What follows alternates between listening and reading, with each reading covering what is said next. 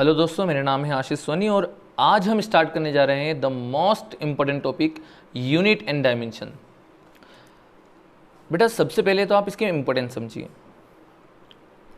अभी तक एक भी ऐसा साल नहीं रहा है जिसमें आईआईटी और नीट के अंदर नीट में इस टॉपिक से क्वेश्चन ना पूछे गए हों। हर साल इस टॉपिक से क्वेश्चन पूछा ही जाता है, ये ध्यान रखिएगा। इसके बिना तो मतलब पेपर बनेगा ही नहीं, ठीक है। तो आपको ये बात समझ में आ गई होगी कि इसको छोड़ना तो सबसे बड़ी बेवकूफ़ी होगी। जिसने भी इस चैप्टर को छोड़ा ये खुद के पैर में कुल्हाड़ी मारने के बराबर हो गया, ठीक है। ये बहुत इजी चैप्टर है और इसको आप छोड़ नहीं सकते, ठीक है, ऑप्शन ही नहीं है उसका। दूसरी बात, हम इस टॉपिक के नियरली 2 से 3 लेक्चर बनाएंगे। 2 से 3 लेक्चर मतलब कि 2.5 से 3 घंटे होगा मैक्सिमम। और उसके अंदर आपको सारे तरीके के क्वेश्चंस और सभी तरह के आईआईटीज़ के कॉन्सेप्ट जितने भी इसमें आए हैं आईआईटी में क्वेश्चंस, वो सारे इंक्लूड करके बोल रहा हूँ। 2.5 से 3 घंटे में आपका पूरा समाप्त कर दूंगा मैं, ठीक है। सारे के सारे कॉन्सेप्ट भी हो जाएंगे, प्रैक्टिस भी करवा देंगे हम 2.5 से 3 घंटे। और मेरे ख्याल से आपको 2.5 से 3 घंटे में 4 से 8 मार्क्स मिल रहे हों तो ये कोई बुरी डील नहीं है ना। क्योंकि हम 1 साल में, ये 2 साल में इनफैक्ट जब हम आईआईटी के लिए तैयार होते हैं तो 2 साल में सिर्फ 2.5 घंटे से 3 घंटे आपको इस टॉपिक को देना है और आपके पास 4 से 8 मार्क्स आपका तय है, पक्का मिल जाएगा आपको, ठीक है। और इस टॉपिक को अगर आपने यहाँ पर पढ़ लिया तो मैं गारंटी लेता हूँ आपको कहीं पर भी जाने की ज़रूरत नहीं है दोस्त। बेटा आप कहीं जाने की ज़रूरत नहीं है, कोई वीडियो देखने की ज़रूरत नहीं है, ठीक है। आपको यहाँ पर इतना मटेरियल मिल जाएगा यहीं पर ही कि आपको कहीं जाने की ज़रूरत पड़ेगी ही नहीं। आपसे हर क्वेश्चन बन जाएगा, आईआईटी का हर क्वेश्चन, नीट का आया हुआ, ठीक है। स्टार्ट करते हैं यूनिट एंड डायमेंशन। दोस्तों आज हम थोड़ा सा तरीका बदल रहे हैं। इसका जो बेसिक थियरी, बिल्कुल बेसिक सी थियरी जो है वो मैं आपको लिखा हुआ है हमारे पास, ठीक है, हमने पहले लिख लिया है जिससे कि हमारा टाइम वेस्ट ना हो, ठीक है। और ये आपको पूरा का पूरा इसका पीडीएफ जो होगा आपको डिस्क्रिप्शन लिंक में मिल जाएगा, ठीक है। और जो इसके बाद का यहाँ पर ही पढ़ाएंगे, ठीक है, बहुत अच्छे से समझाएंगे और इसमें भी कोई दिक्कत नहीं आएगी, ठीक है सर। चलिए स्टार्ट करते हैं। तो सबसे पहले मैं आपको इस पर एक बेस्ड कहानी सुना देता हूँ जो कि बहुत ही फेमस है, ठीक है, और आगे लिंक भी होगी। और बार बार मैं इस कहानी का एग्जांपल नहीं लूँगा, आपको समझ जाना है, ठीक है। तो बहुत समय पहले की बात है, एक राज्य का राजा वीरभद्र हुआ करता था। एक दर्जी की दुकान थी जो कि बहुत ज़्यादा चालाक था। कोई भी मुसाफिर जब उसकी दुकान पे आता था तो वो उसको ठग लिया करते था। ठगा कैसे करता था, जैसे कि कोई भी उसकी दुकान में जब आया और उसने बोला कि मुझे 4 हाथ या 5 हाथ कपड़ा दे दो, तो वो अपने एक बोने नौकर से वो कपड़े का नाप मेज़र करके उसे दे दिया करता था। इससे सामने वाला जो कस्टमर था वो असंतुष्ट था, और क्यों ना हो, क्योंकि उसको कपड़ा बोने नौकर के हाथ से नपवा के दिया गया है, ठीक है। और उस दर्जी का एक ये रूल उसने रख रखा था कि मैं कपड़ा बाद में दूंगा, पहले पैसे ले लूँगा। और उसका लॉजिक, उसका तर्क वो ये दिया करता था कि अगर तुमने कपड़ा नहीं खरीदा और मुझसे कपड़ा कटवा लिया तो आपने कपड़ा नहीं खरीदा है इसलिए आप पैसा देंगे नहीं, और मैंने कपड़ा काट दिया है इसलिए मेरा तो नुकसान हो जाएगा। तो इस तरह पहले तो अब जब सामने वाले कस्टमर ने जब कपड़ा खरीद लिया है, सिलेक्ट करने के बाद उसने जब खरीद लिया और जब उसे मेज़र करके एक बोने नौकर के हाथ से मेज़र करा हुआ कपड़ा उसे जब दिया जाता था तो वह असंतुष्ट हो जाया करता था, ठीक है। इस तरह से वो बहुत सारे लोगों को ठगा करता था। तो अब एक दिन उसकी दुकान में एक किसान आया। उस किसान ने वहाँ पर से जब कपड़ा खरीदा तो उसके साथ भी सेम हुआ। अब इस बात को वो बताने के लिए राजा के दरबार पे चला गया और उसने राजा को ये बताया ये पूरा उसने हाल बता दिया कि यहाँ पर ऐसा ऐसा हुआ था मेरे साथ। राजा ने दर्जी को अपने सभा में बुलाया और तब ये पाया गया, और जाहिर सी बात है कि दुकानदार दोषी भी था, ठीक है। तो राजा ने उसे दोषी करार दिया और उसे उस दर्जी को दो ऑप्शन दिए। पहला ये कि या तो तुम इस राज्य में से बाहर निकल जाओ, और दूसरा कि या फिर मानसिंह के वजन के बराबर अब कपड़ा किसान को दे देना। तो उसने बहुत सोचा, दर्जी ने बहुत सोचा, और उसने ये सोचा कि यार मानसिंह इनका जो सेनापति है वो उसका वजन इतना भी ज़्यादा नहीं है, और इतना जो कपड़ा है मैं 2 महीने के अंदर ही ठग लेता हूँ। तो उसने हाँ कर दी, ठीक है, राजा को हाँ कर दी उसने। तो अगले दिन जब उसकी बारी आई कि उसे कपड़ा देना है, तो सामने मानसिंह नाम का एक बड़ा सा हाथी उसके सामने था। अब यहाँ पर हुआ क्या कि उस दर्जी को ये लगा कि मानसिंह उसका राजा का एक सेनापति है, जबकि यहाँ पर मानसिंह एक बहुत विशाल हाथी था। तो जिस तरह से अभी दर्जी ने किया था ना कि दिखाया कुछ और दिया कुछ और, उसी तरह से राजा ने भी उसके साथ वैसा ही करा कि उसे दिखाया कुछ और कि मानसिंह एक सेनापति है, और उसको जबकि उसकी जगह हाथी निकला।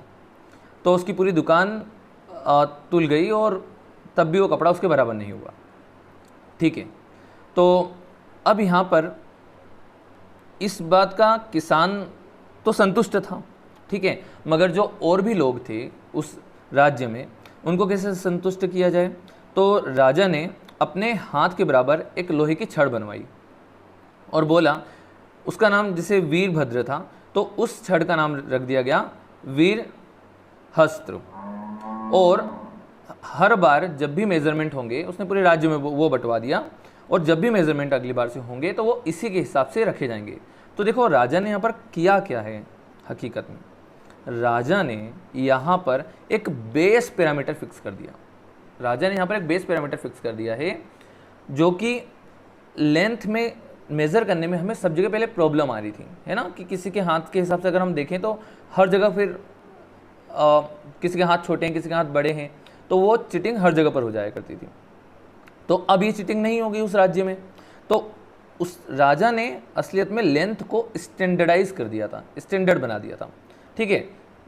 तो यहाँ पर हमारे अगर हम अभी की बात करें तो हमारे यहाँ पर स्टैंडर्डाइज किया गया है 1 मीटर को, और 1 मीटर इस पूरी दुनिया में चलता है, ठीक है ना। आपको ये पता होगा, आप कहीं पर भी जाएंगे तो 1 मीटर आपको सबको पता है कि 1 मीटर की स्केल आपको हर जगह मिल जाएगी। आप कपड़ा लेने जाते हैं तो आपको मीटर स्केल से मेज़र करके 2 मिनट में दे देगा, या फिर वो कभी कभी उस मीटर स्केल के बराबर एक छड़ उसके पास होती है, लाठी होती है, ठीक है, उस लाठी के बराबर वो भी 1 मीटर की होती है एक्चुअली, तो उसके बराबर वो कपड़ा दे देता है, ठीक है। तो देखो इससे ये प्रॉब्लम सॉल्व हो गई।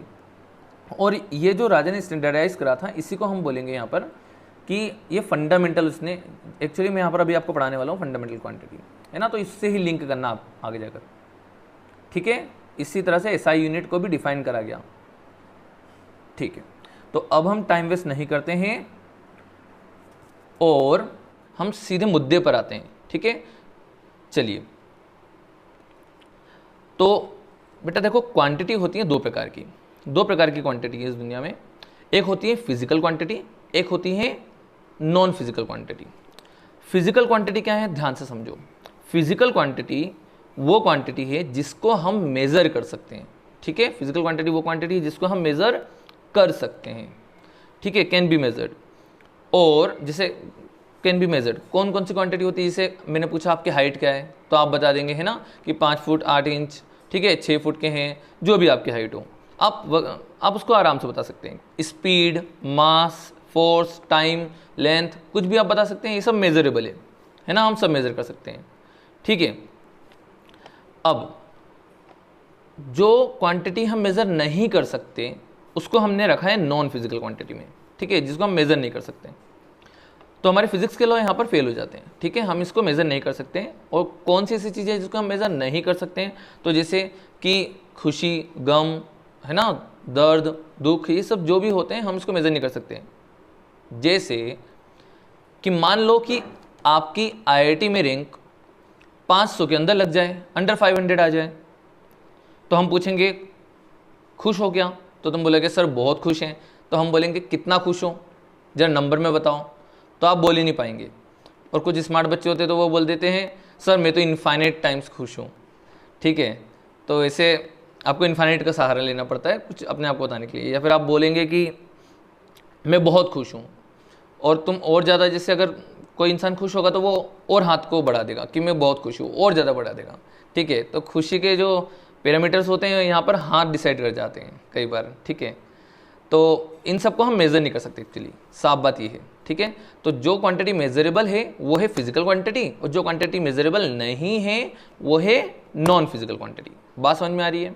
ठीक है, देखो बेटा, अब क्वांटिटी पहले अपन फिर से, क्वांटिटी कौन कितने प्रकार की? 2 प्रकार की, physical, non physical. Physical can be measured, non physical can not be measured. अब पढ़ना क्या होगा बेटा? फिजिकल, जो हम मेजर कर सकते हैं वही पढ़ लें। ठीक है, तो बेटा फिजिकल क्वांटिटी जो होती है वो 2 प्रकार की होती हैं। एक होती है फंडामेंटल और एक होती है डिराइव्ड क्वांटिटी। एक होती है फंडामेंटल और एक होती है डिराइव्ड क्वांटिटी। फंडामेंटल क्वांटिटी और डिराइव्ड क्वांटिटी का बनाने का, इसको अलग अलग रखने का मतलब ये था क्योंकि हमारी इस दुनिया में बहुत सारी तरह की क्वांटिटीज़ हैं यार। ठीक है, बहुत ज़्यादा क्वांटिटीज़ हैं, तो हमें कुछ ऐसा चाहिए था जो इंटरलिंक्ड हो जाए थोड़ा सा। ठीक है, हम किसी बेस को फिक्स करना चाहते थे जिसके दम पर सारी क्वांटिटीज बन जाए हमसे। ठीक है, तो हमने इसको फंडामेंटल क्वांटिटी नाम दिया, हमने बेस क्वांटिटी नाम दिया। मतलब ठीक है, ये हमारा बेस होगा एक्चुअली, हमारे लिए फंडामेंटल होगा। तो हमने इस फिजिकल क्वांटिटी को 2 टुकड़ों में तोड़ा, एक फंडामेंटल और एक डिराइव्ड क्वांटिटी। अब फंडामेंटल क्वांटिटी क्या है तो ध्यान से समझिए। तो फंडामेंटल क्वांटिटी वो क्वांटिटी है जो एक दूसरे पे डिपेंड नहीं करती, ये इंडिविजुअल क्वांटिटी है। ठीक है, ये बेस क्वांटिटी रखी गई है। जैसे कि लेंथ, मास, टाइम, टेम्परेचर, है ना। देखिए पहले ना हमारे पास सिर्फ तीन ही चीज़ थी, लेंथ, मास, टाइम। हमने फंडामेंटल इन तीनों को रखा था। फिर धीरे धीरे जब हमको रिक्वायरमेंट होने लगी तो हमने उस हिसाब से temperature, luminous intensity, electric current और अमाउंट ऑफ सब्सटेंस, इन सबको भी इसमें रख दिया गया। ठीक है, ये हमारे पास 7 फंडामेंटल क्वांटिटी है जो कि आप शायद मेरे ख्याल से 9th और 10th में ऑलरेडी पढ़ चुके होंगे आई थिंक, और नहीं पढ़ा हो तो कोई बड़ी बात नहीं है। ठीक है, बहुत सारे बच्चे नहीं पढ़े होते हैं। तो फंडामेंटल क्वांटिटी वो क्वांटिटी है जो किसी पर डिपेंड नहीं करती, ये इंडिविजुअल क्वांटिटी है। जैसे length, mass, time, temperature, luminous intensity, electric current और amount of substance. Derived quantity क्या होती है? तो ध्यान से, जिस तरह नाम है ना उसी तरह ही है। डिराइव्ड क्वांटिटी को डिराइव करा जाता है किन से? फंडामेंटल से या एक दूसरे से। समझ में आ रहा है क्या? मतलब ये कि हमारे पास ढेर सारी यूनिट्स थी, ढेर सारी यूनिट्स, बहुत सारी थी। तो अब हमने ना उन सब को साइड में करके सिर्फ 7 फंडामेंटल क्वांटिटीज बनाई, और वो सारी जितनी भी ढेर सारी क्वांटिटीज थी वो इन 7 से ही बनेगी। अब बात समझ में आई? तो हमने अभी क्या देखा? पहली बात, क्वांटिटी होती है 2 प्रकार की, फिजिकल, नॉन फिजिकल। फिजिकल होती है measurable, non physical can not be measured. ठीक है, हम मेजर नहीं कर सकते। फिर जो हम मेजर कर सकते हैं उसमें बहुत सारी क्वांटिटीज़ हैं, तो उन क्वांटिटीज़ में हमने 2 टुकड़े करे, एक फंडामेंटल और एक डिराइव्ड। फंडामेंटल क्वांटिटी वो क्वांटिटी है जो एक दूसरे पर डिपेंड नहीं करती, और ये बिल्कुल बेस पैरामीटर होगा अपना। और जितनी भी डिराइव्ड क्वांटिटी होंगी वो इस पर डिपेंड होंगी। बात समझ में आई? तो फंडामेंटल क्वांटिटी हमारे लिए सबसे इंपॉर्टेंट चीज़ें हैं यहाँ पर। फंडामेंटल क्वांटिटी कितनी प्रकार की होती हैं? 7 प्रकार की। सही बात है, 7 कौन कौन से प्रकार की? तो जल्दी से बोलिए। Length, mass, time, temperature, length, mass, time, temperature, luminous intensity, electric current और अमाउंट ऑफ सब्सटेंस। ये 7 हैं हमारे पास फंडामेंटल क्वांटिटी। अब इसी के साथ, फंडामेंटल के साथ, हमने सप्लीमेंट्री क्वांटिटीज को इसके साथ में और ऐड कर दिया। ठीक है, जिसके अंदर प्लेन एंगल और सॉलिड एंगल आता है। सप्लीमेंट्री क्वांटिटी में प्लेन एंगल और सॉलिड एंगल आता है। तो सर आपने इसको इसके अंदर क्यों नहीं पढ़ाया? देखो, पहली बात तो ये है कि ये हम पढ़ा नहीं रहे, ये ऑलरेडी ऐसा करा गया है। और उसका दूसरा रीज़न ये है कि देखिए सप्लीमेंट्री क्वांटिटी जो है ना, इनके डायमेंशंस नहीं है, ये यूनिट है मगर इनके डायमेंशन नहीं है। बाकी फंडामेंटल में अगर आप देखें तो इन सबके यूनिट और डायमेंशन दोनों हैं, ठीक है। अब इस तरह से आप इसको समझ सकते हैं, ठीक है। क्या बोल रहे हैं हम कि 7 के हमारे पास डायमेंशन और यूनिट दोनों हैं, सप्लीमेंट्री में हमारे पास यूनिट तो है मगर डायमेंशन नहीं है। चलिए, तो अब हम इसके आगे बढ़ते हैं, ठीक है। तो अब अगर हम बेसिकली बात करें तो हम जब भी कुछ भी बाज़ार से, मार्केट से कपड़ा लेने जाते हैं या कुछ भी लेने जाते हैं, ख़रीदने जाते हैं, वेट के हिसाब से अगर हम लें, जैसे हम कभी गेहूँ लेने गए, आटा लेने गए, है ना, राइस, ये सब लेने जैसे जाते हैं, तो आपको वो कुछ वेट ऐसे तोल के देता है, आपको पता है। पर पहले ऐसा कुछ भी नहीं हुआ करता था। क्यों ऐसा था? जैसे कि अभी आप कपड़ा लेने जा रहे हैं कि मुझे 4 मीटर का, 3 मीटर का कपड़ा चाहिए, तो आपको पता है, आप बोल देते हैं कि 3 मीटर का मुझे कपड़ा दे दो या 4 मीटर का कपड़ा दिखाओ। मगर पहले ये मीटर नहीं चलता था, तो हर जगह पर अपने हिसाब से फिक्स कर दिए गए थे, है ना, लेंथ की यूनिट, ठीक है। पहले जो लेंथ मेज़र करी जाती थी वो पाम से, हाथ से, पैर से, ठीक है, इस तरह से मेज़र करी जाती थी। तो जाहिर सी बात है कि अब हर इंसान की हाइट सेम नहीं होती, हर इंसान के हाथ बराबर नहीं होते, तो इस हिसाब से हर जगह पर दिक्कत तो आ ही रही थी। तो हमें कुछ ऐसी चीज़ लानी थी जो कि पूरी दुनिया माने, हर कोई माने, ठीक है, जहाँ पर चिटिंग ना हो पाए। नहीं तो आपका 2 मीटर मेरे लिए 1 मीटर भी हो सकता था, ठीक है। तो आप तो फिर अगर मैंने कुछ भी चीज़ खरीदी तो आप घाटे में आ जाएंगे ना। इसीलिए इन सब से बचने के लिए एक ऐसी यूनिट हमें फिक्स करनी थी जो कि पूरी दुनिया माने, ठीक है। उसको बोला गया SI unit, international system of unit, ठीक है। तो अभी अपन बात करते हैं आगे, ठीक है। सिस्टम ऑफ यूनिट हमारे पास पहले कितने प्रकार की है, पहले आप वो समझ लें। देखिए, ये आप सब ने पढ़ा होगा, सीजीएस सिस्टम। सीजीएस सिस्टम मतलब क्या होता है? जैसे लेंथ को हम सेंटीमीटर में मेज़र करें, ठीक है, और मास को आप किस में रखें? मास को आप रखेंगे ग्राम में और टाइम को रखेंगे सेकंड में, ठीक है। लेंथ, मास, टाइम को आप सीजीएस, सेंटीमीटर, ग्राम और सेकंड में। फुट, पाउंड और सेकंड, यहाँ पर एफपीएस सिस्टम चलता है, ये ब्रिटिश में यूज़ हुआ करता है, ठीक है। Foot, pound, second. आप चिंता मत करिए, इन सबको नोट करने की कोई ज़रूरत नहीं है, आपको ये पूरी पीडीएफ आपको डिस्क्रिप्शन में लिंक में मिल जाएगी, ठीक। तो फिर बाद में एफपीएस चल रहा था और बाद में हमारे पास इन सब से अच्छा आया एमकेएस सिस्टम। अच्छा क्यों बोल रहे हो सर? देखिए, इसलिए क्योंकि आप लोग जानते हैं सेंटीमीटर क्या होता है ना, छोटा सा सेंटीमीटर होता है। तो अगर हम बड़ी डिस्टेंस को जब मेज़र करने जाएंगे, मान लो हम इंदौर से अगर मुंबई का रास्ता अगर पूछें कितना दूर है अगर, तो तुम सेंटीमीटर से अगर मेज़र करने चले गए तो यार आपकी तो उम्र निकल जाएगी ऐसे तो, है ना। तो क्या हुआ, हमको कुछ ऐसी चीज़ चाहिए थी जो हमारे ना यूज़फुल ज़्यादा हो, ठीक है। अब ऐसे तो भैया मीटर भी नहीं होना चाहिए, तुम्हारे हिसाब से तो फिर किलोमीटर होगा, तुम बोलोगे अभी, तो ऐसा नहीं है। देखो, मैक्सिमम जो यूज़ होता है ना हमारे पास, वो डिस्टेंस जो डिस्टेंस होती है वो लगभग 1 मीटर के करीब ही होती है, जो हम ज़्यादा यूज़ करते हैं मेनली, ठीक है। तो इसलिए हमने कन्वीनियंस के लिए मीटर का यूज़ करा है यहाँ पर। उसी तरह से हमने किलोग्राम में, है ना, कि हम कभी भी वेट पूछते हैं, कुछ भी भार को देखते हैं, तो हम किलोग्राम को ज़्यादा अच्छे से समझ पाते हैं। तो यहाँ पर ये किलोग्राम। और सेकंड टाइम का जो अपने पास सेकंड होता है वो हमको पता है, एक पलक झपकती हो जाता है ना, तो हम उसको अच्छे से समझते हैं। मिनट को भी समझते हैं, बिल्कुल नो डाउट, मिनट को भी समझते हैं, है ना। 60 सेकेंड हो जाते हैं तो हमें 1 मिनट का पता चल जाता है, ठीक है। मगर हमने 3 यूनिट का भी देखा कि सीजीएस सिस्टम किस तरह से था, एफपीएस के सिस्टम किस तरह से था और एमकेएस किस तरह था, ठीक है। तो पहले ये भी चल रहा था, फिर उसको और अच्छा करने के लिए हम ये भी लाए, फिर उसको और अच्छा करने के लिए हम ये भी लाए, कोई दिक्कत नहीं थी। एमकेएस सिस्टम बहुत अच्छा जा रहा था। मगर एमकेएस सिस्टम में कुछ कमियां थी जो कि हम आपको आगे बताएंगे, ठीक है। तो उसके बाद हमने एक सबसे अच्छी यूनिट इस तरह से रखा हमने कि पूरी दुनिया, देखो हर कोई अलग अलग ले रहा था, तो हमने एक ऐसी यूनिट का निर्माण करना चाहा जो पूरी दुनिया माने। ठीक है, तो अब हमने उसका नाम दिया एसआई यूनिट। क्या नाम दिया बेटा? SI unit.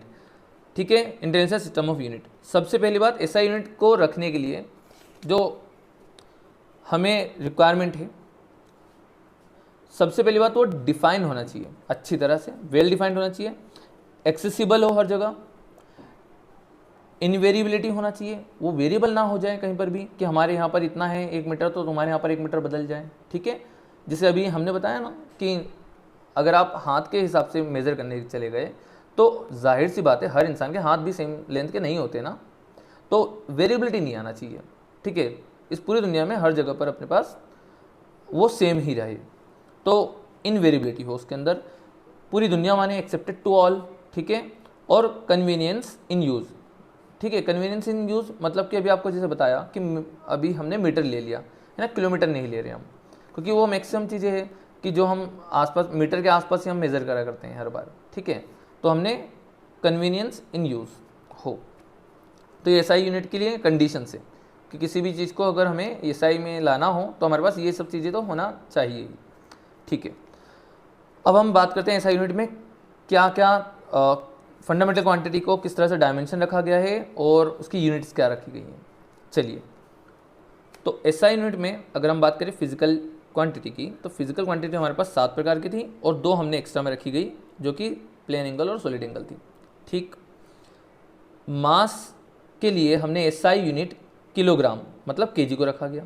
ये यूनिट है बेटा, सुनो देखो ध्यान से बेटा, ये यूनिट है, ये इसका नोटेशन है डायमेंशन का, आप इस तरह से समझ सकते हैं। एक्चुअली आगे जाकर आपको यही यूज़ होने वाला है डायमेंशन में। ठीक है, ये नोटेशन है जो आपको आगे जाकर यही यूज़ होगा। ठीक है, चलो, तो बेटा मास की यूनिट किलोग्राम रहेगी। आज के बाद हम जब भी बात करेंगे तो मास हम बात करेंगे एसआई यूनिट में। देखिए, कोई सा भी क्वेश्चन हो हमेशा हमें एसआई यूनिट में ही सोल्व करना होता है। इतनी बात तय समझ में आ गई? तो अब ये ध्यान रखना कि अब हमें हमेशा इन्हीं यूनिट का बार बार यूज़ करना है। ठीक, तो बेटा देखो, मास हमारे पास हमेशा किलोग्राम में नापा जाएगा, लेंथ हमेशा मीटर में मेज़र होगी। ठीक है, टाइम जो होगा वो सेकंड में रहेगा हमेशा, टेम्परेचर केल्विन में, ठीक है, केल्विन में होगा, करंट हमारे पास एम्पेयर में होगा, ल्यूमिनस इंटेंसिटी कैंडेला में होगी, उसका नोटेशन इसका जो है यूनिट का वो इस तरह से CD इस तरह से दिया हुआ है यहाँ पर, और अमाउंट ऑफ सब्सटेंस मतलब मोल में होगा। ठीक है, ये 7 फंडामेंटल क्वांटिटी थी। इनके नोटेशन जो हैं और इनके सीजे यूनिट जो है वो भी आप देख लो, क्योंकि कई बार हमको क्वेश्चन कन्वर्जन के पूछे जाते हैं। आपको आगे बता दूंगा मैं। देखिए, मास को अगर आप बात करें CGS सिस्टम में, तो देखिए 2 ही सिस्टम बहुत यूज़फुल है यार, सच बताए ना, क्वेश्चन इन्हीं 2 पर बनते हैं, और ये डायमेंशन।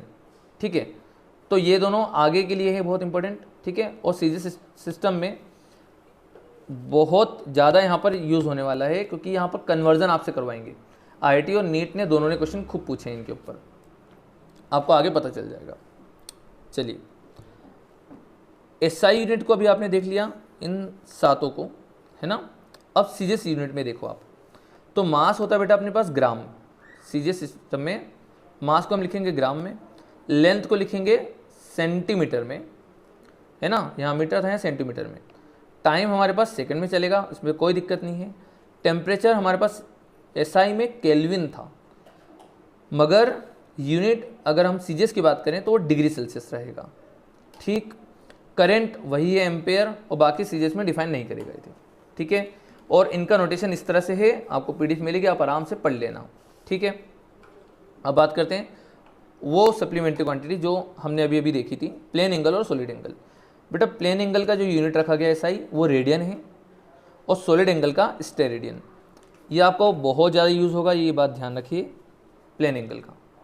ठीक है, प्लेन एंगल का जो यूनिट होता है एंगल का वो रेडियन होगा। आपको हर बार जब भी क्वेश्चन आए फिजिक्स में, आपको एंगल को रेडियन में लेके चलना पड़ेगा।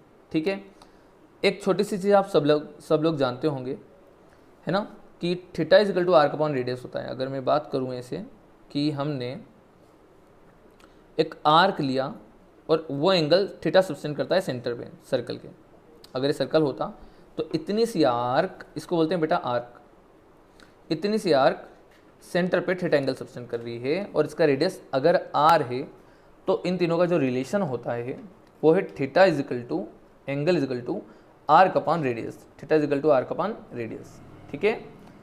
और सॉलिड एंगल होता है एरिया अपॉन आर स्क्वायर, ठीक है, ये सॉलिड एंगल है एरिया बाय आर स्क्वायर। देखो जैसे यहाँ पर आर्क था ना, तो आर्क, अब देखो इधर डायमेंशन नहीं बचेगा, आर्क भी एक लेंथ है, ये देखो लेंथ है, इतनी एक लेंथ है, और रेडियस भी एक लेंथ है, तो ये लेंथ से लेंथ कट गया तो डायमेंशन बचा ही नहीं कुछ भी, है ना। इसी तरह से सॉलिड एंगल में भी है, यहाँ पर लेंथ की जगह एरिया आ गया तो ये रेडियस का स्क्वायर हो गया, तो वहाँ पर से फिर से कट जाएगा, ये सही बात है। चले, अच्छा ये जो सॉलिड एंगल होता है वो कैसे होता है, तो ध्यान से समझे। सॉलिड एंगल कैसा है, जैसे कि मान लो कौन है हमारे पास, आइसक्रीम खाए हो ना कभी, है ना, मालूम है गरीब हो, आइसक्रीम तो खाई होगी, है ना। तो बेटा देखो, आपके पास जो आइसक्रीम का जो कोन होता है ना, तो कोन का जो ये बेस है, बेस जितना ये बेस है ना, इधर का जो फेस है बेस, ये बेस इस कोन के सेंटर में कितना सॉलिड एंगल बना रहा है, वो एंगल जो होगा ना सॉलिड एंगल, वो एंगल हमारे पास थीटा कहलाएगा, ठीक है। यहाँ पर थीटा तो नहीं, इसको मैंने ओमेगा से डिनोट करा है, तो वो होगा, ठीक है। तो एंगल और सॉलिड एंगल आपको समझ में आ गया होगा आई थिंक, ठीक है।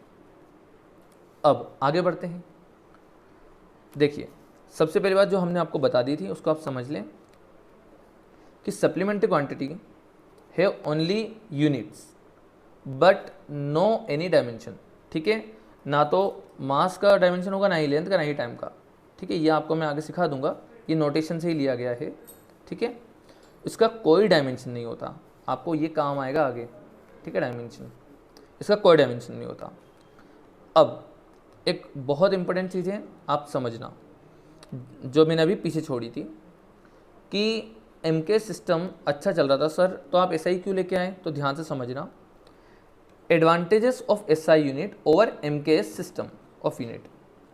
पहली बात कि इसके पास सिर्फ 7 फंडामेंटल चीज़ें हैं। देखो इसने बहुत सारी क्वांटिटी थी, तो एसआई यूनिट ने ना 7 फंडामेंटल क्वांटिटी बनाई, जबकि एमकेएस के पास 7 नहीं थी, उसके पास कमी थी, तो वो आधी अधूरी चीज़ें बता पा रहा था, समझ गए। पर एसआई के पास अब सारी हैं, सातों हैं, तो it has 7 base unit and 2 supplementary unit, पहली बात। दूसरी बात, it give 1 unit for various forms of particular physical quantity. इसका मतलब ध्यान से समझना पड़ेगा आपको कि it give 1 unit for various forms of particular physical quantity. For example, अगर मैं एसआई यूनिट की बात करूं तो एसआई यूनिट में अगर हम सभी तरह की अगर एनर्जी की बात करें, सभी तरह की एनर्जी की बात करें, तो उन सब की यूनिट होती है जूल। क्या होती है बेटा, जूल। मगर अगर हम एमकेएस में बात करेंगे ना, तो हम मैकेनिकल एनर्जी को हम जूल में बोलेंगे, और फिर जब हम हीट में जाएंगे ना, तो हम उसी एनर्जी को हम कैलोरी बोलते हैं, और फिर इलेक्ट्रिक एनर्जी में जाएंगे ना, तो वो हमारे पास आवर्स में आ जाएगी, मतलब वाट आवर्स में आ जाती है, वाट आवर्स। उसी तरह से हम मॉडर्न फिजिक्स में जब हम पढ़ते हैं तो उसमें हमारे पास जो एनर्जी की यूनिट होती है वो इलेक्ट्रोवोल्ट होती है, ठीक है। इस तरह से हमारे पास वो चलता रहेगा।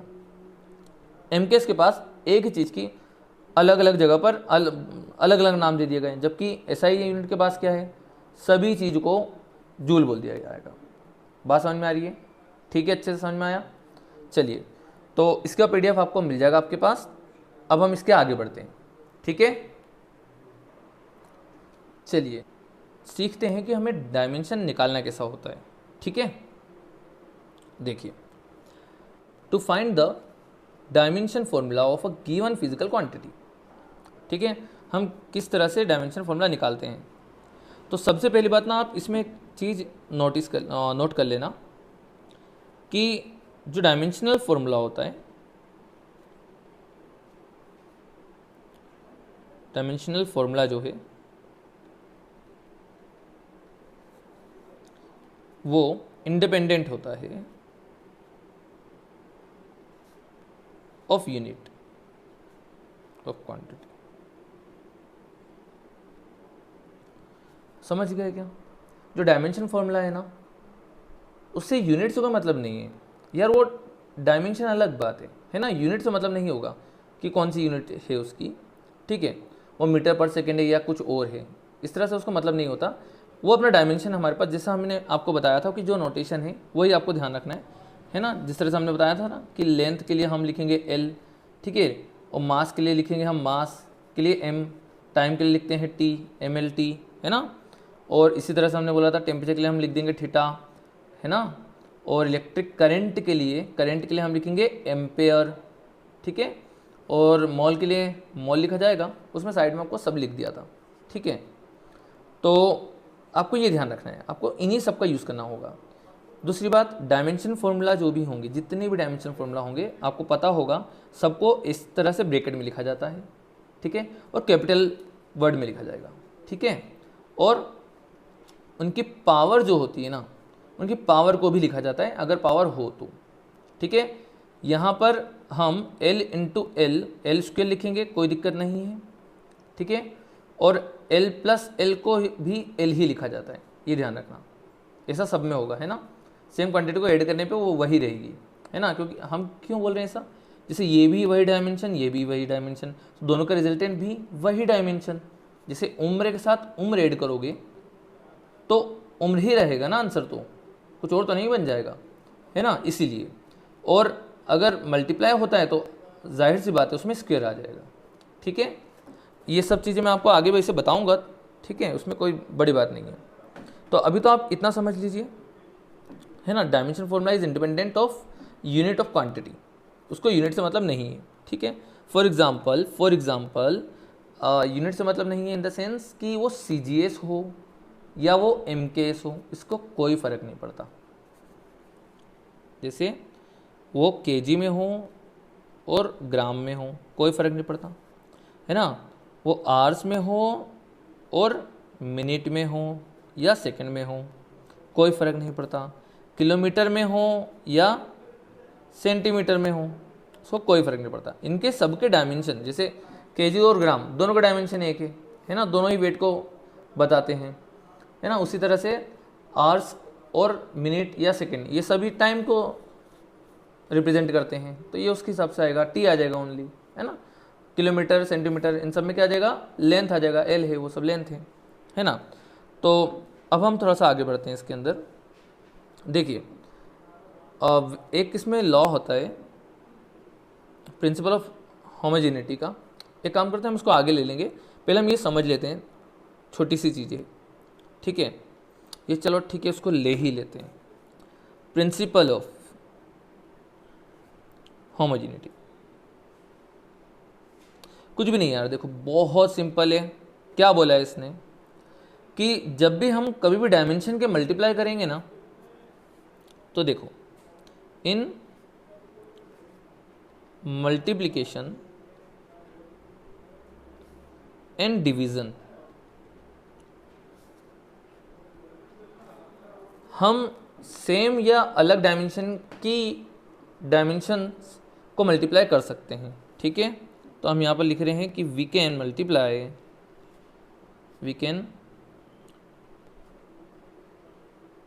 मल्टीप्लाई और डिवाइड विथ सेम और डिफरेंट डायमेंशंस,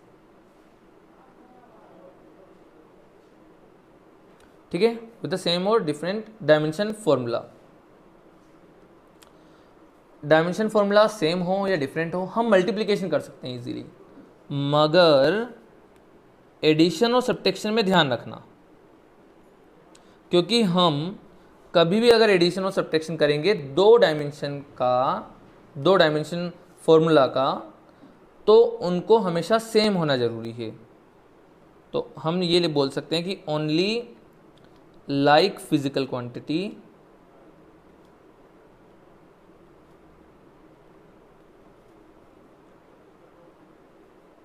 है ना कैन बी एडेड और सब्ट्रैक्टेड। समझ गए क्या तुम लोग? मतलब ये कि जैसे मान लो कि पी क्यू का जो सम है वो आर है, मान लो तो बेटा अगर आपने इन दोनों को जब सम कराना तो इन दोनों का डायमेंशन सेम होना ज़रूरी है, वो मस्ट है। ऐसा क्यों है मस्ट? क्योंकि एक बात बताओ कि आप ऐसा कर सकते हो क्या कभी कि आप उम्र के साथ लेंथ को प्लस कर रहे हो? आप ऐसा कर सकते हो क्या? पॉसिबल है क्या ऐसा? है ना, नहीं कर सकते हम। ठीक है, उम्र के साथ आप टाइम के साथ मतलब आप स्पीड को एड अप कर रहे हो। ऐसी गलती ना बहुत सारे बच्चे कहाँ पर गलती करते पता है? वेलोसिटी के साथ एक्सेलरेशन को ऐड कर बैठते हैं। बेवकूफ़, इतना ध्यान रखना, ये मत गलती कर देना आप। आगे जाकर आप पढ़ेंगे कि इसकी यूनिट और इसकी यूनिट अलग अलग है, ऐड मत कर देना। ठीक है, सबसे पहली बात हमने ये सीखी कि हम एडिशन और सब्ट्रैक्शन हमेशा सेम यूनिट का ही कर सकते हैं। ठीक है, दो अलग अलग यूनिट का नहीं होते। समझ गए बात? है ना, डायमेंशन फॉर्मूला उनका सेम होना जरूरी होगा, है ना। और मल्टीप्लिकेशन डिवीजन आप किसी का भी कर सकते हैं, इसमें कोई कंडीशन नहीं है। ठीक है, कोई बाउंडेशन नहीं है। तो बेटा अब ना हम पढ़ने जा रहे हैं, बहुत सारे डायमेंशन हम निकालेंगे अब। उसके अंदर बहुत सारे आईआईटी के बहुत सारे जो पूछे गए क्वेश्चन से, नीट के जो पूछे गए क्वेश्चन से मैं सारे लेने वाला हूँ। ठीक है, तो आपको पहली बात यहाँ पर क्या क्या समझ में आया? डायमेंशन को सबको इस तरह से लिखना होगा, ब्रैकेट के अंदर लिखना होता है। L इंटू एल अगर आप देखें तो L स्क्वायर होगा। सम करने या सब्ट्रैक्शन करने पर वो डायमेंशन भी सेम ही रहेगा। ठीक है, ये ध्यान रखना। चलिए, और बाकी इसके आगे भी हम बताएंगे कुछ चीज़ें। ठीक है, तो चलिए अब हम देखते हैं। सबसे पहला, अब हमको देखो बहुत सारे डायमेंशंस निकालना है। ठीक है, तो सबसे पहला अगर हम लेते हैं, बिल्कुल बेसिक लेते हैं, जैसे कि फर्स्ट हम ले लेते हैं डेंसिटी को। तो बेटा डेंसिटी का डायमेंशन क्या होता है? आप पहले उसको फॉर्मूला सोचो। डेंसिटी क्या होता है? डेंसिटी होता है सर मास अपॉन वॉल्यूम। क्या होता है बेटा? Mass upon volume. तो इसका मास अपॉन वॉल्यूम अगर आप करेंगे, आप जिससे लिखे डेंसिटी, डेंसिटी क्या होती है? मास अपॉन वॉल्यूम लिखेंगे तो मास अपने पास m हो जाएगा, कैपिटल, है ना। और अगर आप देखें तो ये कैपिटल M हो जाएगा, मास अपॉन वॉल्यूम कितना हो जाएगा? वॉल्यूम हमारे पास L का क्यूब, क्योंकि वहाँ पर वॉल्यूम है ना। तो length into breadth into height होती थी ना, वैसे ही कुछ। तो यहाँ पर हमारे पास लेंथ का जो होगा वो पावर 3 हो जाएगा, इस तरह से होगा। तो अब हम इसको लिखेंगे कैसे? देखो ध्यान से, m की पावर 1 और l की पावर -3, ये इसका डायमेंशन फॉर्मूला होगा। आसान है। चलिए दूसरा देखते हैं अपन। देखिए स्पीड, स्पीड को कैसे लिखें बताओ जरा? स्पीड को कैसे लिखें? स्पीड क्या होती है? मीटर पर सेकेंड। स्पीड क्या होती है? स्पीड अगर आप देखें तो किस में होती है बेटा? मीटर पर सेकेंड। तो मीटर तो लेंथ हो गया ना, और सेकेंड क्या हो गया बेटा? टाइम हो गया। तो ये क्या हो जाएगा जल्दी बताओ? LT-1, इस तरह से पढ़ेंगे इसको, है ना। ये हो जाएगा ml-3 और ये हो जाएगा LT-1। इसी तरह से अगर हम बात करें एक्सेलरेशन की, तो बेटा अब तो ये आप बताओ क्या होता है? मीटर पर सेकेंड स्क्वायर में होता था ये, तो आप इसको क्या लिखेंगे? LT-2। ठीक है, इसी तरह से अगर आप फोर्स को देखो तो फोर्स का आप क्या लिखोगे? फोर्स को आप लिखेंगे आप मास इंटू एक्सेलरेशन। फोर्स क्या होता था? देखो फॉर्मूला देखो जरा, force equal to mass into acceleration, ये हुआ करता है। तो फोर्स का डायमेंशन क्या होगा? मास तो m हो जाएगा, और एक्सेलरेशन क्या होता है? मीटर पर सेकेंड स्क्वायर, जो भी हमने ऊपर देखा, तो जो कि होगा LT-2। बेटा देखो ये वाला जो है ना, आपको तो ये तो रट जाना चाहिए, ये तो इतनी बार यूज़ होगा फिजिक्स में। ठीक है, ये तो आपको रट ही जाना चाहिए। फोर्स का क्या होता है बेटा? MLT-2, रट लो एकदम, फोर्स का MLT-2। फिफ्थ देखो एनर्जी का। एनर्जी का ये वाला बहुत इंपॉर्टेंट है, ये याद रखना है, ये वाला भी, है ना। कुछ जो इंपॉर्टेंट है मैं आपको साफ साफ बोल दूंगा। एनर्जी का बोले या वर्क का बोले, किसी भी तरह की एनर्जी हो या वर्क हो, या हम बोले टॉर्क को, टॉर्क का भी डायमेंशन सेम होता है। ठीक है, टॉर्क हो या हम बोले मोमेंट ऑफ इनर्शिया हो, मोमेंट ऑफ इनर्शिया हो, इन सभी के बेटा डायमेंशन जो होते हैं ये बहुत इंपॉर्टेंट है, ये सेम होते हैं। क्या होते हैं? ml²T-2, ये होते हैं। बात समझे क्या? Energy, work, torque, moment of inertia, इन सब के डायमेंशन सेम होते हैं, ml²T-2। क्लियर? चलो सिक्स्थ देखें अगर आप, ये बहुत इंपॉर्टेंट था, ये ध्यान रखना। ये क्वेश्चन बहुत इंपॉर्टेंट था क्योंकि ये पूछा गया है 1989 में, ठीक है, इतना ध्यान रखना, ये 1989 में पूछा गया है ऐसा, ठीक, नीट के अंदर आया था ये वाला क्वेश्चन। चलिए अब अगर हम बात, कैसे क्वेश्चन आते हैं इसमें पता है, तो बोल देते हैं कि बताओ इनमें से किन किन के डायमेंशन सेम है, तो पूछता है वो, है ना, ऑप्शन दे देगा एनर्जी, वर्क, टॉर्क और लिख देगा फोर्स। तो भैया जो सेम है वो ये है, और उसने बोला कि जो सेम नहीं है उसका आंसर बताओ, तो आप लगा देंगे, ठीक। इस तरह से क्वेश्चन पूछता है, आपको पता होना चाहिए एनर्जी, वर्क, टॉर्क और मोमेंट ऑफ इनर्शिया, इन सब का डायमेंशन क्या होता है, mL/t-2।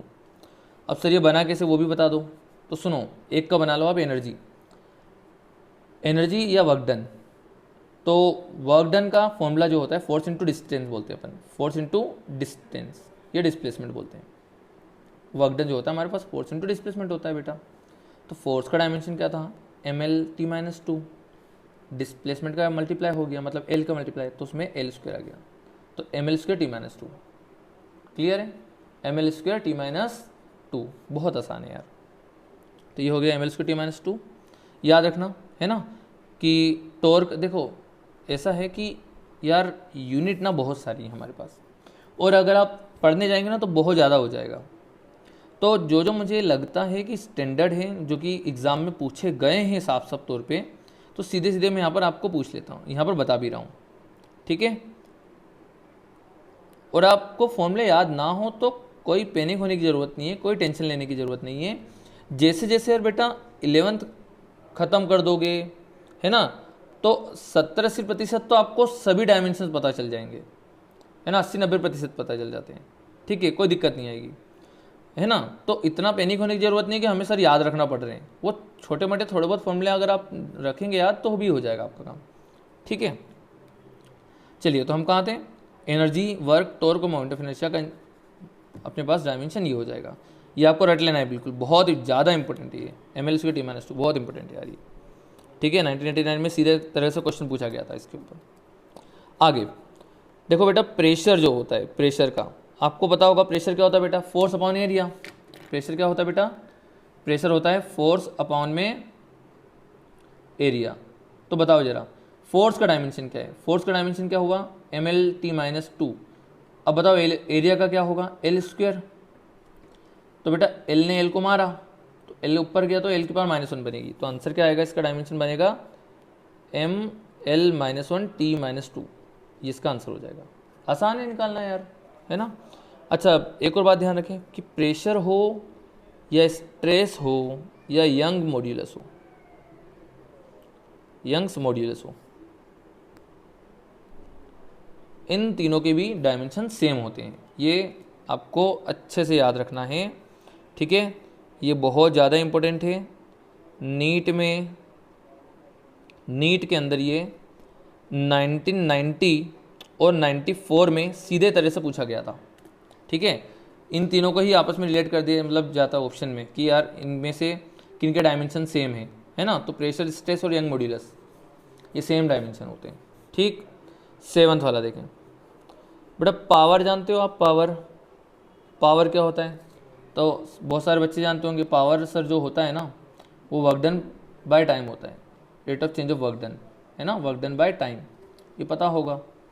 तो वर्क डन की यूनिट बेटा क्या थी, ये रखी mL/t-2, और टाइम से आप डिवाइड मार दोगे, तो बेटा पावर का आपके पास डायमेंशन क्या बन जाएगा, तो पावर का डायमेंशन आपके पास हो जाएगा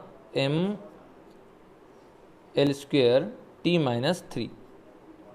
सही बात है क्या, है ना, आपके पास ये आ जाएगा डायमेंशन पावर का, है ना, वर्क डन बाय टाइम। चलिए 8th में देखें, एक बहुत इंपॉर्टेंट है 8th में जो मैं बताने जा रहा हूँ, सरफेस टेंशन को, ठीक है। सरफेस टेंशन ये थोड़ा सा इंपॉर्टेंट है हमारे लिए, ठीक है। और सरफेस टेंशन के साथ ही मैं एक और चीज़ यहाँ पर ऐड कर देता हूँ, स्प्रिंग कांस्टेंट को,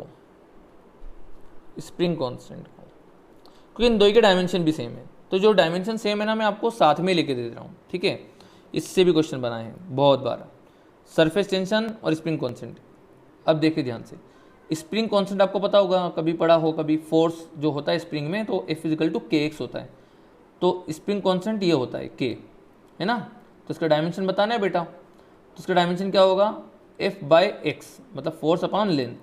तो बेटा फोर्स क्या था हमारे पास था फोर्स mlt-2, और हमने लेंथ से डिवाइड मार दिया, तो बेटा लेंथ से लेंथ कट गई, तो बचा कितना, mt-2, है ना। तो या तो आप mt-2 लिख दो या ml0, इसका मतलब ये भी होता है ml0t-2, दोनों बातें की है, ठीक है, कोई दिक्कत नहीं। चले 9th वाला, 9th में हम ले लें अगर एंगल को ले लेते हैं, ठीक है। तो एंगल को लें तो एक बात आपको क्लियर हमने पहले ही कर दी थी कि एंगल डायमेंशनलेस क्वांटिटी है ना, कोई डायमेंशन नहीं होता। तो यहाँ पर हम समझते हैं, अच्छा क्यों नहीं होता, तो अभी अभी हमने पढ़ा था कि एंगल जो होता है sir, theta equal to arc upon radius. तो आर्क और रेडियस, ये भी लेंथ, तो लेंथ से लेंथ कट गई, तो इसका डायमेंशनलेस क्वांटिटी हो जाएगी, मतलब m0 l0 t0 ऐसे, ठीक है। तो बेटा ऐसे ही जो डायमेंशनलेस क्वांटिटी होती हैं उनको मैं लिखा दे रहा हूँ साथ में ही। एक तो एंगल होती है, ये आपको पता चल गया। एक आगे जाकर आपको स्ट्रेन वर्ड आएगा, है ना। आप जब इलास्टिसिटी पढ़ते हैं तो वहाँ पर ना ऐसी चीज़ें मिलती हैं आपको, स्ट्रेस, प्रेशर, यंग मॉड्यूलस, है ना, स्ट्रेन, ये सब चीज़ें आपको वहाँ पर मिलती हैं। तो आप बस याद रखना कि एंगल बोले ये स्ट्रेन बोले, या फिर एक और वर्ड कोफिशिएंट ऑफ फ्रिक्शन बोले, ठीक है, कोफिशिएंट ऑफ फ्रिक्शन, जिसको म्यू से डिनोट करते हैं हम।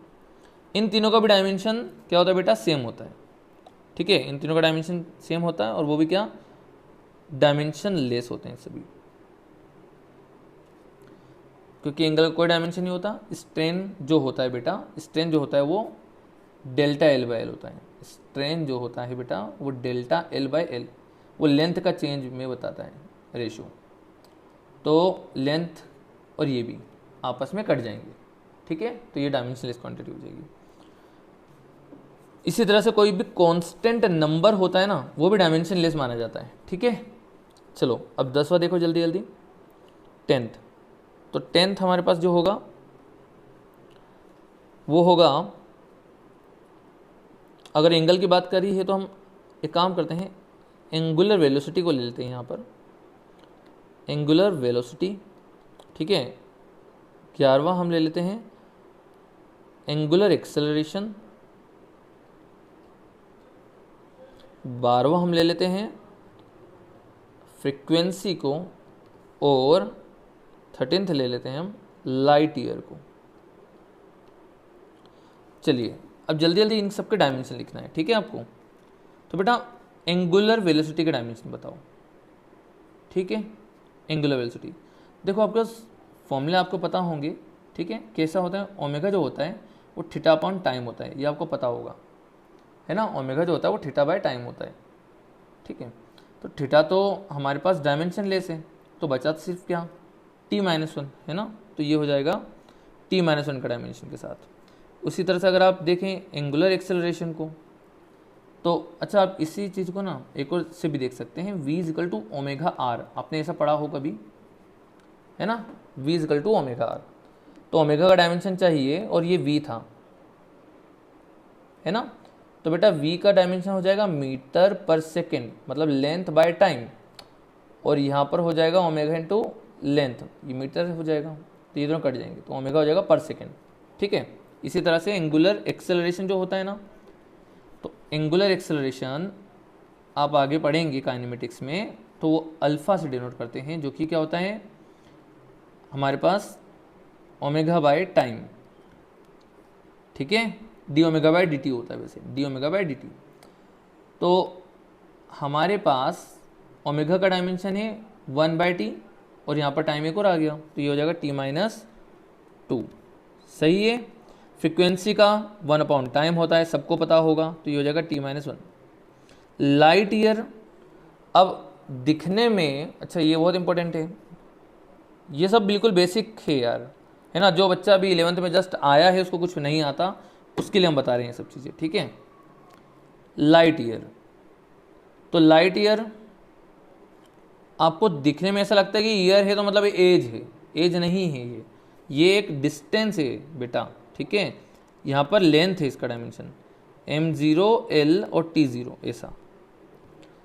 जो लाइट ईयर होता है ना, ये दूरी नापने के लिए यूज़ करा जाता है। ठीक है, दूरी नापने का ऐसा है कि जैसे हम अर्थ से सन की दूरी है ना, ऐसी जब दूरी निकालते हैं स्पेस पे तो बहुत बड़ी दूरी होती है, तो हम उसको लाइट ईयर के से मेज़र करते हैं। ठीक, चलिए आगे बढ़ें। अगर हम 14th ले लें तो हम ले लेते हैं एंगुलर।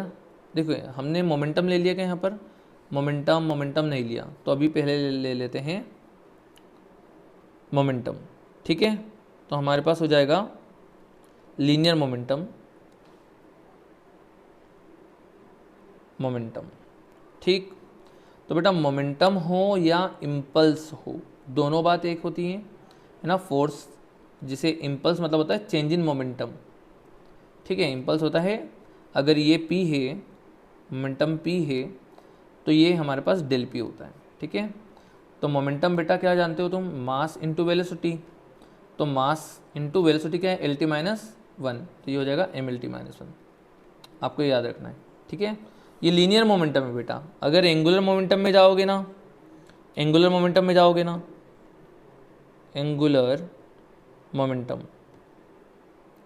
तो एंगुलर मोमेंटम का जो डायमेंशन होगा आपके पास, याद रखना, एंगुलर मोमेंटम को हम डिनोट करते हैं एम वी आर से। जैसे ये एम वी तो लीनियर है और आर का मल्टीप्लिकेशन करने पर ये एंगुलर बन जाएगा, इतना ध्यान रखो, है ना। तो एक लेंथ का मल्टीप्लाई हो जाता है, मतलब M L square T minus one, ये इसका डायमेंशन होगा। क्लियर हो गया अभी? ठीक है, आसान था ये सब पूरा। चलिए नेक्स्ट अगर आप बात करें तो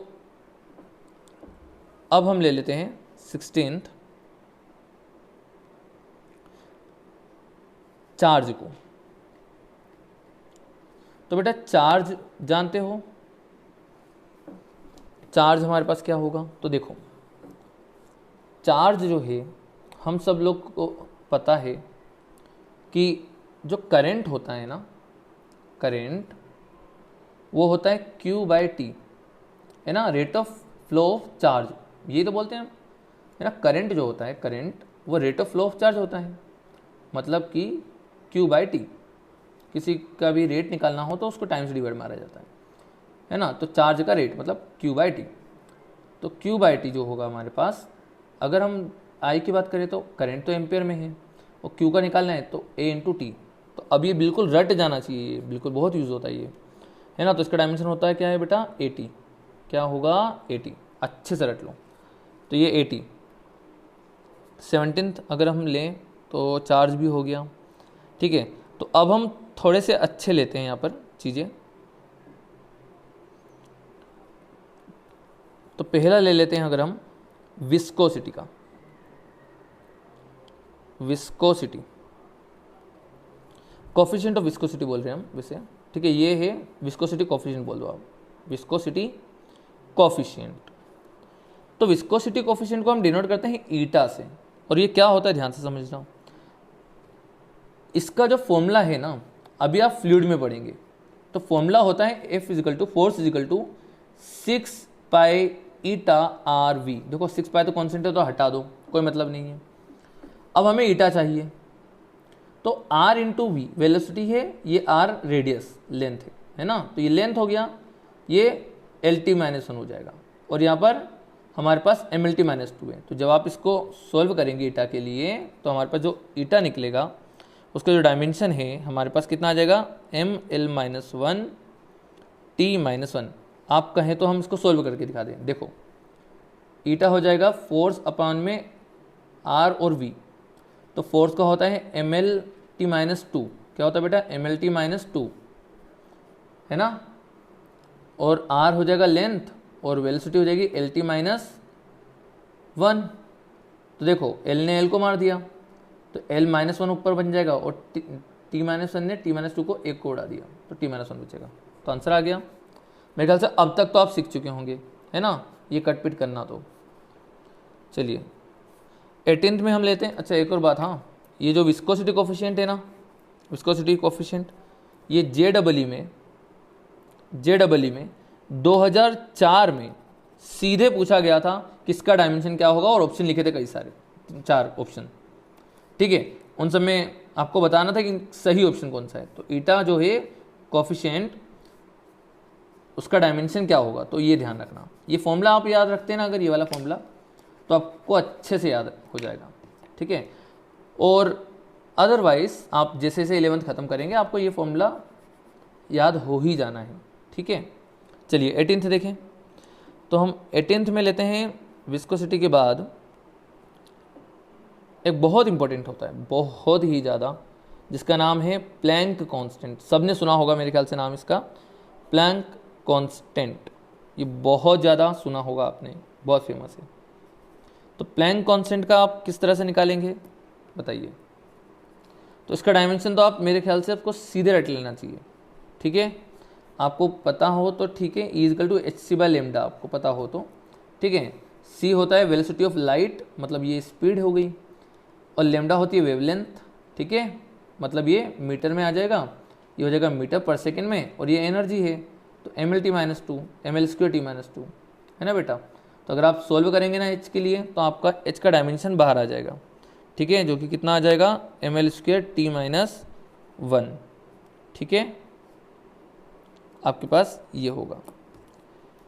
आपको मैं साफ साफ यहाँ पर लिख देता हूँ यहाँ पर कि ये जो क्वेश्चन है प्लैंक कांस्टेंट, इसके ऊपर सीधा जो पूछा गया था नीट में 2001 में सीधा क्वेश्चन पूछा है, और JEE में भी इसके ऊपर क्वेश्चन आया है 1995 में आया था, ठीक है, आई थिंक 1985 में आया था, ठीक है। तो बिल्कुल आपको कर लेना है इसे यार, ये तो प्लैंक कांस्टेंट तो मतलब बहुत ज़्यादा इंपॉर्टेंट है, आपको बहुत ज़्यादा यूज़ होगा, है ना बेटा। अब सुनो 19th, ये आपको समझ में आ गया ना, इससे निकाल लोगे ना आप, ठीक है। चलिए 19th अगर आप लें तो प्लैंक कांस्टेंट हो गया, विस्कोसिटी कोफिशिएंट हो गई, है ना, बहुत इंपॉर्टेंट है ये दोनों। एक होता है हमारे पास ग्रेविटेशनल कांस्टेंट, ठीक है, यूनिवर्सल ग्रेविटेशनल कांस्टेंट जो होता है हमारे पास, तो यूनिवर्सल ग्रेविटेशनल कांस्टेंट, ये बहुत ज़्यादा पूछा जाता है यार, है ना। जी से डिनोट करते हैं इसको, कैपिटल जी से, भूलना नहीं है बिल्कुल भी। इनके ये जो नोटेशन है ना वो भी नहीं भूलना है ना, ये एच है ये जी है, इनके ऊपर तो इतने क्वेश्चन पूछे हैं ना 2020 में भी अभी, और 2019 में भी IIT में और नीट में, सब में क्वेश्चन पूछे हैं, और इन्हीं के ऊपर से आते हैं। 2015 और 16, 14 इन सब में नीट में क्वेश्चन आया हुआ है एच और जी को लेकर, और IIT 2019-20 में भी इसके ऊपर क्वेश्चन है। बात समझ में आ रही है। तो एच और जी तो मतलब हमें रटा होना चाहिए बिल्कुल एकदम। चले तो यूनिवर्सल ग्रेविटेशनल कांस्टेंट जी होता है, अब ये फॉर्मूला आप सुन लो इसका, आपने शायद ये पढ़ा होगा पहले से। फोर्स जो होता है जी m1m2/r² होता है, ये आपको पता होगा, है ना, ये आपने 10th में या 9th में पढ़ा होगा, ऐसा न्यूटन ने दिया था ग्रेविटेशनल लॉ में, ठीक है। Force = g m1m2/r²। अब बताओ बेटा, जी चाहिए, m1 m2 तो m² हो गए, ये l² हो जाएगा, और ये हो जाएगा mL/t-2। जब आप इसे सोल्व करते हैं, ठीक है, आप तो 2 मिनट में निकाल लेंगे यार। देखो क्या है, बिल्कुल सिंपल है, जी का डायमेंशन निकालना है ना, तो सिंपल सी बात, फोर्स क्या है mL/t-2। अब सुनो, उसमें हमने l² का मल्टीप्लाई कर दिया तो ये क्यूब बन गया, और m² से डिवाइड मार दिया, तो यहाँ पर जो m था उसमें -1 आ जाएगा, तो आंसर आया m-1 L³T-2। ये आपका यूनिवर्सल ग्रेविटेशनल कांस्टेंट है, ये आपको पूछा गया है, इतना ध्यान रखना, ठीक है। ये शायद 92 और 2004 में भी शायद आया है नीट के अंदर, नीट में पूछा हुआ क्वेश्चन है ये, ठीक है। ये क्वेश्चन यार फेमस है, ये तो आपको याद ही होना चाहिए, हम तो हर बार ही बोलते हैं, ठीक। अब हम बात करें तो आप ले लो कोलम्बियन कांस्टेंट का, ठीक है। ग्रेविटेशनल कांस्टेंट तो जान गए, तो बेटा कोलम्बियन कांस्टेंट का देखो। तो कोलम्बियन कांस्टेंट जो होगा हमारे पास, कोलम्बियन कांस्टेंट क्या होता है, के से डिनोट करते हैं, कैपिटल के से, किससे बेटा, कैपिटल के।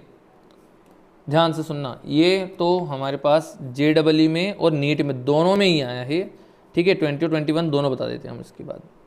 ठीक है, कोलम्बियन कांस्टेंट और परमिटिविटी ऑफ फ्री स्पेस,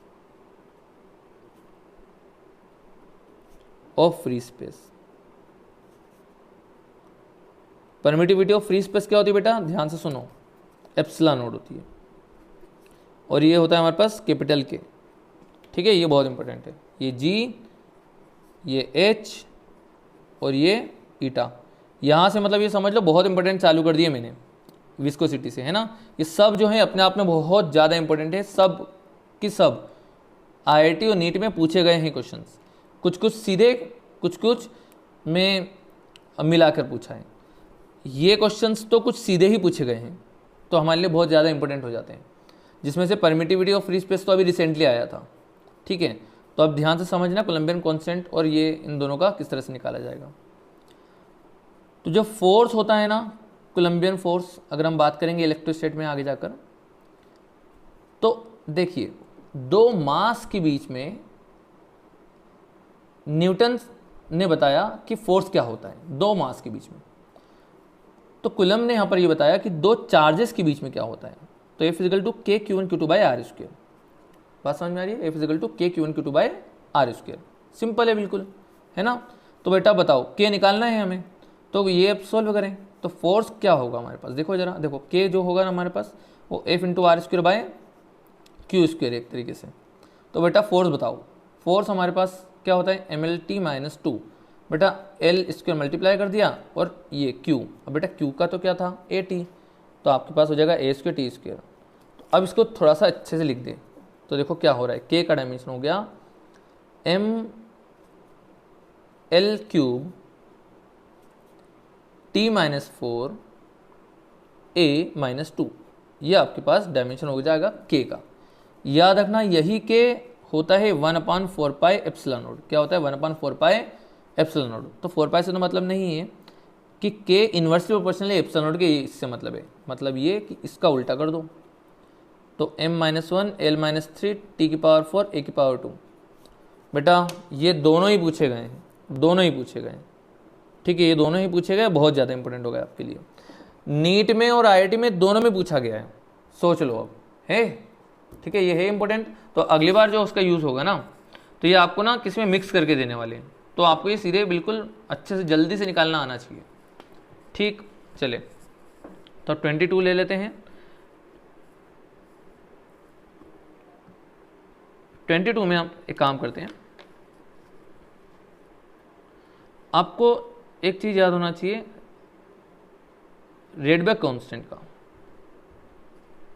ये भी थोड़ा सा कई बार पूछ लेता है सीधे सीधे, इतना ज़्यादा इंपॉर्टेंट तो नहीं, मगर फिर भी पता हो तो बहुत ज़्यादा अच्छा है। इसका डायमेंशन लेंथ इनवर्स होता है L की पावर -1, इतना ध्यान रखिएगा बिल्कुल अच्छे से। ठीक है, लास्ट में मैं सिर्फ 2 और ऐड कर रहा हूँ यहाँ पर, जिसके अंदर हम पूरी चीज़ें उठा लेंगे। ठीक है, एक हमारे पास हो जाएगा वीन्स कांस्टेंट भी ले लेते हैं, चलो वो बाद में बता देंगे।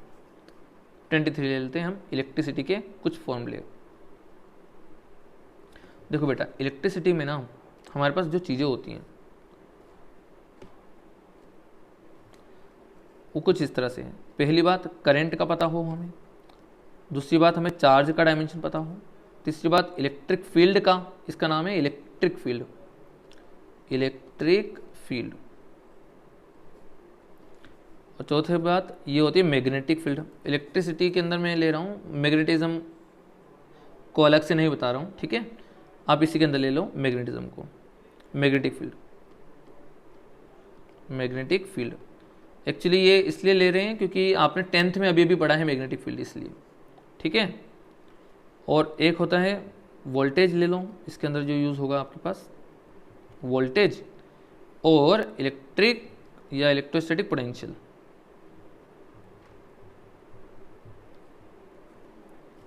ठीक है, कुछ भी नहीं, बहुत आसान है सब चीज़ें, बिल्कुल सुनो।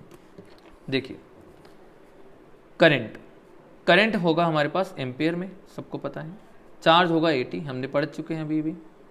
इलेक्ट्रिक फील्ड क्या होगी, तो देखो ध्यान से बेटा, फोर्स जो होता है वो Q इंटू E होता है, फोर्स जो होता है electrostatic force, charge into E electric field के बराबर है। तो इलेक्ट्रिक फील्ड क्या हो जाएगा, फोर्स अपॉन चार्ज। तो बेटा फोर्स क्या था जल्दी बताओ, MLT -2 था सर, MLT -2 था। अब 4 से डिवाइड मारोगे तो मतलब AT से डिवाइड मारोगे तो A भी नीचे आ जाएगा और T की पावर -3 बन जाएगी, मतलब MLT -3 इंटू A की पावर -1, इस तरह से। इसी तरह से अगर आप फोर्स ये मैग्नेटिक फील्ड की बात करें ना, तो मैग्नेटिक फील्ड में जो फोर्स होता है वो होता है F = QVB। तो हमें मैग्नेटिक फील्ड बतानी है ये, तो आपको ये निकालना है तो डायमेंशन MLT -2 को Q और V से आप डिवाइड मार दो, V मतलब वेलोसिटी, ठीक है। आपको फॉर्मूला याद रहेगा ना तो आप 2 सेकंड में आप डिराइव कर लोगे यार, कोई दिक्कत ही नहीं है। तो मैग्नेटिक फील्ड का जो आपके पास डायमेंशन हो जाएगा, तो फोर्स अपॉन में क्या हो जाएगा, Q और V, ठीक है। तो आपके पास आंसर क्या बन जाएगा, ये ML0 T -2 A -1, ठीक है। और वोल्टेज का आपको पता होना चाहिए, ML² T -3 A -1, इस तरह से वोल्टेज का होगा, ठीक है। वोल्टेज का हम निकाल रहे हैं U = Q × V, ये वोल्टेज होता है, ये एनर्जी होती है, ठीक है। ये आपको थोड़ा सा आगे जाकर पता चल जाएगा। और ये Q अपने पास चार्ज है। तो इलेक्ट्रिसिटी में आपको इतने से ज़्यादा कुछ पूछेगा नहीं, इतना ही यूज़ होगा, ठीक है। 22 मैंने ऑलरेडी आपको पढ़ा दिए हैं, 23rd ये था, और 2 लास्ट के वो ले लेते हैं, फिर आपका ये बेसिक पूरा की पूरा ख़त्म हो जाएगा, ठीक है। चलें, तो अब हमारे पास जो होगा 24th में आप ना एक काम करो, थर्मोडायनेमिक्स के सारे ले लो एक साथ। देखिए आप ना ये चैप्टर आगे पढ़ेंगे, आपको ये फॉर्मूला याद अभी थोड़े बहुत टेम्परेरी हिसाब से याद रख लेना है, आगे जाकर आपको ये पूरा परमानेंटली याद हो ही जाना है, ठीक है। या जो बच्चे ने 10th में अच्छे से पढ़ा होगा तो उससे तो ये बहुत अच्छे से याद रहेगा, ठीक है। इसमें इसकी पकड़ बहुत अच्छी बन जाएगी। थर्मोडायनेमिक्स, सबसे पहले बात करें हम हीट की, किसकी, हीट की। तो बेटा हीट जो होगा हमारे पास एनर्जी होती है, सबको पता है। तो इसका डायमेंशन क्या हो जाएगा, ML² T -2, अभी आपको रटा है पूरा बिल्कुल, है ना। MLT -2 फोर्स की और L का स्क्वायर कर दो तो ये अपना बन जाता है एनर्जी की, ठीक है। एक होता है स्पेसिफिक हीट, देखो आपने शायद 10th में पढ़ा हो या 9th में, MS∆T, और एक होता है ML। ये होती है स्पेसिफिक हीट और ये होती है लेटेंट हीट, ठीक है। तो अब हम दोनों को बता रहे हैं। स्पेसिफिक हीट, इसका फॉर्मूला है, ठीक है, स्पेसिफिक हीट। तो स्पेसिफिक हीट S जो होता है उसका डायमेंशन क्या हो जाएगा बेटा, स्पेसिफिक हीट Q/m और ΔT से डिवाइड मार दो, तो Q है एनर्जी, ठीक है। और आप जब मास से और ΔT मतलब टेम्परेचर डिफरेंस, टेम्परेचर से डिवाइड मारेंगे तो आपके पास बन जाएगा ये m0 L² T -2 और θ -1, इस तरह से आ जाएगा। उसी तरह से अगर आप लेटेंट हीट ले लो तो लेटेंट हीट, तो लेटेंट हीट आपके पास क्या हो जाएगा बेटा, आपके पास मास से डिवाइड हो जाएगा, ठीक है। तो आपके पास ये बन जाएगा, एनर्जी को मास से डिवाइड मार दो, मतलब m0 L² T -2, ठीक है। अब बात करें बोल्ट्जमैन कांस्टेंट, एक बहुत इंपॉर्टेंट है ये वर्ड, इधर हम रेड पेन से लिख रहे हैं, ठीक है। एक तो यूनिवर्सल गैस कांस्टेंट और एक बोल्ट्जमैन कांस्टेंट, ये दोनों ही बहुत इंपॉर्टेंट है। तो universal gas constant, universal gas constant, और नेक्स्ट है बोल्ट्जमैन कांस्टेंट, ठीक है। तो इसको हम कैसे डिनोट करेंगे, ये स्मॉल के होता है और यूनिवर्सल ग्रेविटेशनल कांस्टेंट ये आर होता है, कैपिटल। स्मॉल के इसलिए बोल रहा हूँ क्योंकि अभी अभी हमने कैपिटल के क्या पढ़ा, कोलम्बियन कांस्टेंट, है ना, ठीक है, याद रखना ये। तो ये आपको बहुत इंपॉर्टेंट है ये दोनों। आपको इन्हें निकालने के लिए ना एक PV = nRT, जिसको मैं 25th नाम दे रहा हूँ यहाँ पर, इसका आपको पता होना बहुत जरूरी है। PV = nRT, कई बार सीधे इसके ऊपर क्वेश्चन आए हैं, ध्यान से सुन लो क्या चीज़ क्या है बेटा। ये है प्रेशर, ये है आपके पास वॉल्यूम, यह है आपके पास नंबर ऑफ मोल्स, और यह आपके पास है यूनिवर्सल गैस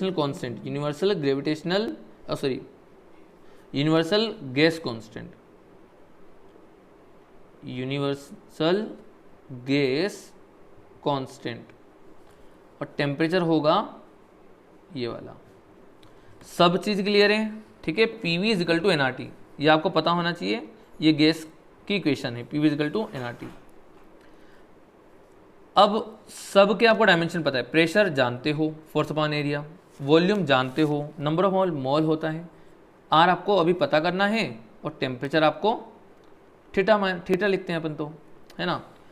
तो जरा अब अपन चेक करते हैं, R के लिए निकालते हैं R। तो देखो जरा क्या है, PV बाय NOT, तो प्रेशर क्या होता है ml-1 T-2, ये होता था, फोर्स अपॉन एरिया होता था, तो ml² T-2 आपने L² से डिवाइड मारा तो ये बन जाएगा। अब वॉल्यूम का मल्टीप्लाई मतलब L³ का, नंबर ऑफ मोल का तो मोल ले लेना, और टेम्परेचर है अपने पास थीटा। तो आपके पास जो यहाँ पर यूनिट बनेगा R का, R के लिए जो बनेगा आपके पास, तो वो क्या होगा देखो ध्यान से, ml², ठीक है, ये इससे मल्टीप्लाई होगा तो ml² T-2 और θ-1 और मोल -1, ये आपके पास R का डायमेंशन है। निकालना आसान है, कोई दिक्कत नहीं, आपको बस ये फॉर्मूला याद रखना है, PV is equal to NRT, ये मोस्ट इंपॉर्टेंट है आपके लिए, ठीक है। इसको तो आप रट लो, बहुत सारे केसेस इसके ऊपर बन जाते हैं, तो आपको ये तो याद होना चाहिए, ठीक। तो हम यहाँ पर लिख रहे हैं, इसका डायमेंशन क्या बन गया बेटा, ml² T-2 θ-1 और मोल -1। और बोल्ट्जमैन कांस्टेंट, तो ध्यान से बोल्ट्जमैन कांस्टेंट जो होगा, ठीक है, हम इसको बोलते हैं K is equal to R/Na, है ना। एवोगाड्रो नंबर होता है ना हमारे पास, तो एवोगाड्रो नंबर है ये, तो K is equal to R/Na होगा। तो K का जो डायमेंशन होगा, बोल्ट्जमैन कांस्टेंट इसी को बोलते हैं, तो बोल्ट्जमैन कांस्टेंट का जो डायमेंशन होगा, तो बेटा वो क्या हो जाएगा, वो हो जाएगा ml² T-2 और K-1, ठीक है, θ-1, ये हो जाएगा, ठीक। तो आपके नंबर मोल वो डिवाइड हो जाएंगे ना, तो ये हट जाएगा आपका, ठीक है। और इसी के अंदर है हमारे पास एक स्टीफन कांस्टेंट लास्ट है, स्टीफन कांस्टेंट, जिसको हम सिग्मा से डिनोट करते हैं, ठीक है। तो स्टीफन कांस्टेंट सिग्मा से डिनोट कर रहे हैं, क्या है वो, तो देखिए फॉर्मूला इसका हम बता रहे हैं, पावर बाय, जैसे हम बात करें तो सिग्मा होता है, पावर होती है सिग्मा E/T की पावर 4, ये तो कांस्टेंट है, इससे कोई मतलब नहीं है, ठीक है, इसको हटा देते हैं हम, सिग्मा A/T की पावर 4। आपको ये बताना है, ये सिग्मा जो है ना स्टीफन कांस्टेंट है, तो उसका आप तो सीधे डायमेंशन याद रख लो यार, ठीक है, आप याद रख लो ये वाला तो, ठीक है। वैसे अगर निकालने के लिए आया तो आप फॉर्मूला से निकाल देना, अदरवाइज आप ये याद रख लो, T-3 और θ-4, ठीक है दोस्तों। तो बेटा आज हमने ना यहाँ पर 25 हमने डायमेंशंस निकाले हैं, लगभग मान के चलना कि हमने यहाँ पर 80 to 90% के ऊपर हमने डायमेंशन यहाँ पर कवर कर लिए, जिसके अंदर IIT के अंदर और नीट के अंदर जो क्वेश्चंस बनाए जाते हैं हमने वो तो मेजरली ले लिए हैं सारे, ठीक है। हमने वैसे ज़्यादा कुछ ऐसे छोड़ा नहीं है, कुछ चीज़ें हैं जो आप धीरे धीरे जब आप आगे आएंगे तो आप सीख जाएंगे, ठीक है, जब 12th में पहुँचेंगे तब, क्योंकि अभी से हम बता देंगे तो वो आपके ऊपर लोड ज़्यादा आ जाएगा, क्लियर है। तो अभी आपको जो हमने सिखाया है वो सिर्फ क्या था, सिंपल सा था, है ना, जो बिल्कुल सिंपल है, डेंसिटी, स्पीड, एक्सेलरेशन, फोर्स, आपको सिंपल से बनाना आना चाहिए, थोड़ा बहुत फॉर्मूले से आपको याद रखने का आइडिया लग जाएगा।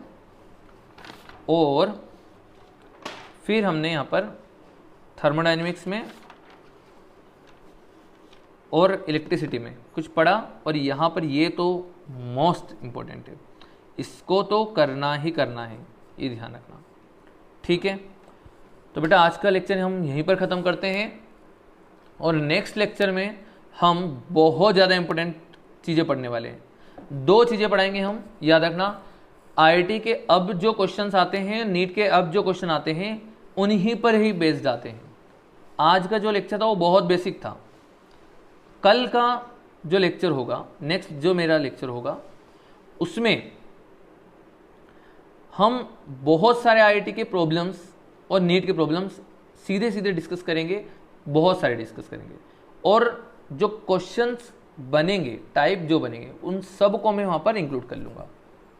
ठीक है, चलिए, थैंक यू।